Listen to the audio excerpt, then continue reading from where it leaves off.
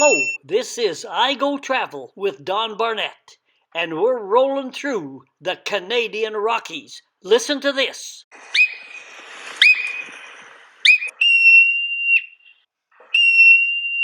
That is the sound of a whistler, and we'll see those animals a little bit later in the video.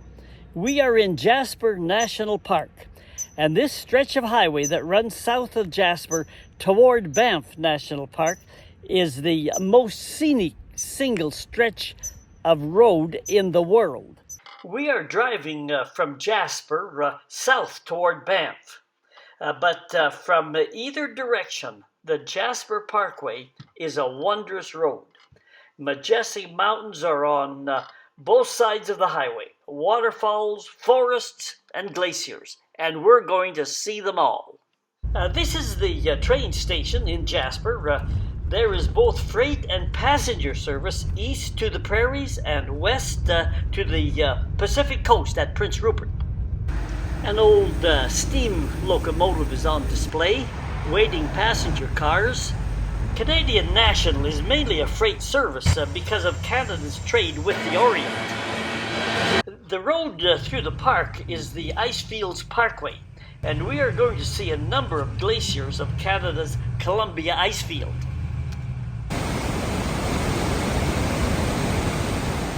Lots of scenic pullouts. Each year Jasper sees about 2.5 million visitors, which is about half of what come to Banff, which is, Banff is about 300 kilometers to the south. Just look at the depth of this canyon. And the good thing is that a lot of this scenery is right next to the highway. The ski hill is called the Marmot Basin, named after the hoary marmots that live there. Listen, I hear one now. These rodents of the squirrel family spend most of their time underground, hibernate in winter, and eat things like seeds, nuts, flowers, and all that good green stuff that grows in your garden. They often communicate with a shrill whistle, and that is the reason they call the summer cable car mountain Whistler Mountain. They will burrow into the ground, or often live in a group of a dozen or so under rocks, but under rocks they are more susceptible to grizzly bears. Sometimes when a grizzly bear catches a marmot, he will let him go, because the bear knows that the marmot will run as fast as he can back to his home where there are other marmots. So the bear, instead of having a snack of one marmot, he'll have a feast of several marmots. The tour buses are everywhere, sometimes big monsters like these, and sometimes rental units like these here. These waters at Athabasca Falls end up in the Arctic Ocean. Jasper National Park is the location of a seldom-seen three-way continental divide. A continental divide is the high land point, usually a mountain range, where the water flows down one side to an ocean and water on the other side of the high ridge or divide flows to another ocean. Jasper is the location of a not often seen triple divide where waters flow to 3 different oceans. Look at the black circle as being Jasper National Park, and waters to the west flow to the Pacific Ocean by way of the Fraser River, and the mouth is at Vancouver.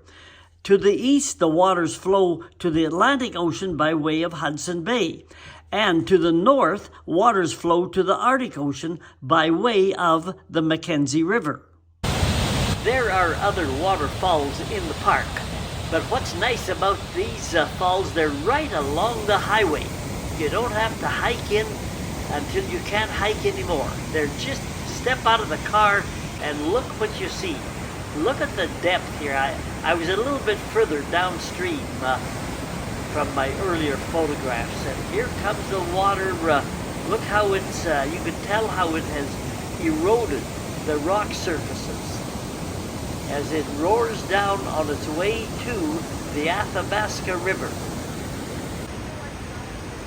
And here you see the water calming down a bit as it reaches the river. The parkway is a nice two-lane road. Drive slow, stop at the pullouts, take a side road off the highway, and you will be rewarded.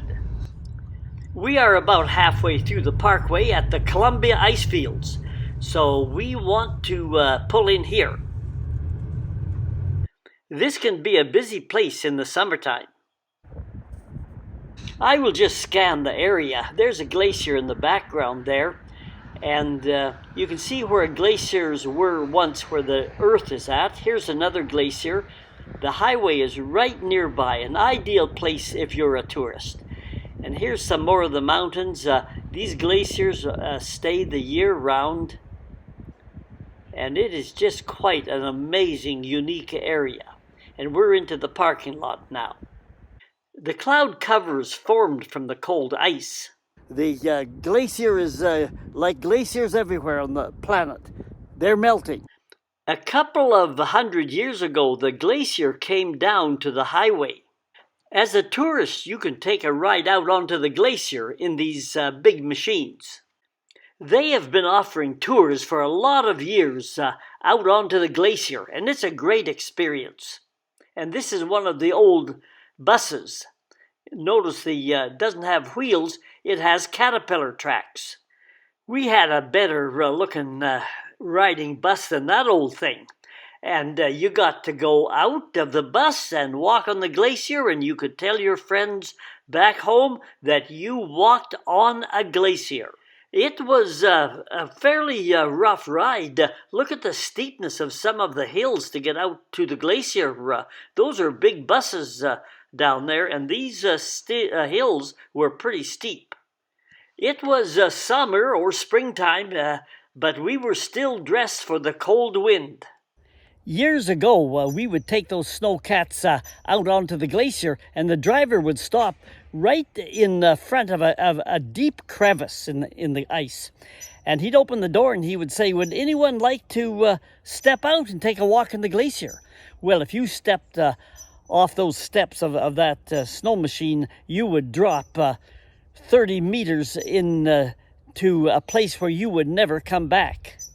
This is the big hotel complex. So let's climb up and see what's there. As you can see, it is a pretty good hike up all of those stairs. There is a nice dining room inside and $1 million view outside.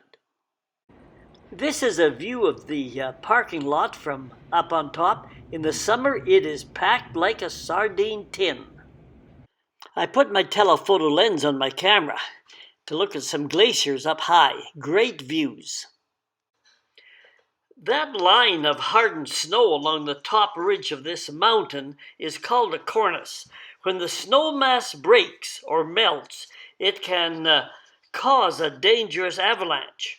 So skiing below a cornice is not a smart idea, or is walking on a cornice from above, although sometimes it is difficult to realize that you might be walking on a cornice that is ready to break off.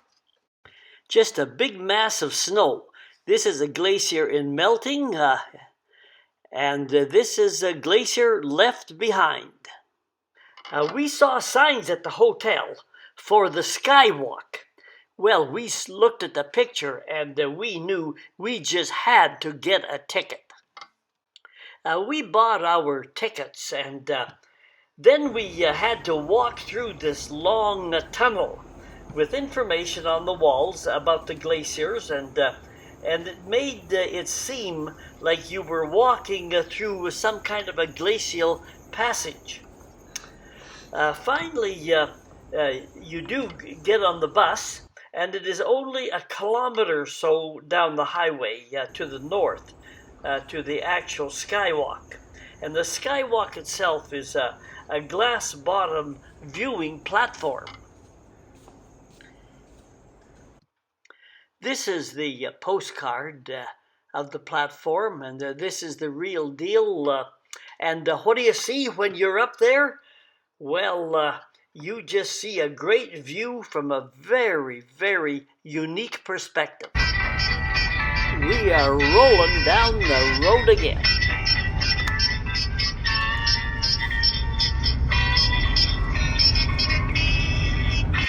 Mountain cliffs tower above the highway. Just look at the narrow waterfalls tumbling down. Those waters made this river flow wide during the spring runoff. We are crossing near the headwaters of the Saskatchewan River that flows eastward across the prairies, eventually to Hudson Bay. We'll just enjoy a few more pictures of the scenery, mountains, mountains, mountains. And then I want to show you a little pull-off up here in a little ways.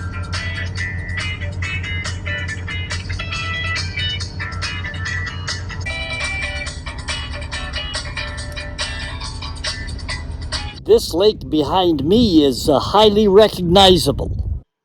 Peyto Lake has been on a lot of postcards. This nice viewing stand is high above the lake. The glacier up there grinds the rocks into a very fine texture, often called rock flour. The silt or rock flour scatters the blue and green rays of sunlight, and that is what gives the water such a unique and beautiful color. It's still springtime, and this lake has some ice floes still on it. People enjoy everything about the park. The ice, the mountains, the cool breeze in the spring, everything. There's a nice lodge in the south end of the park.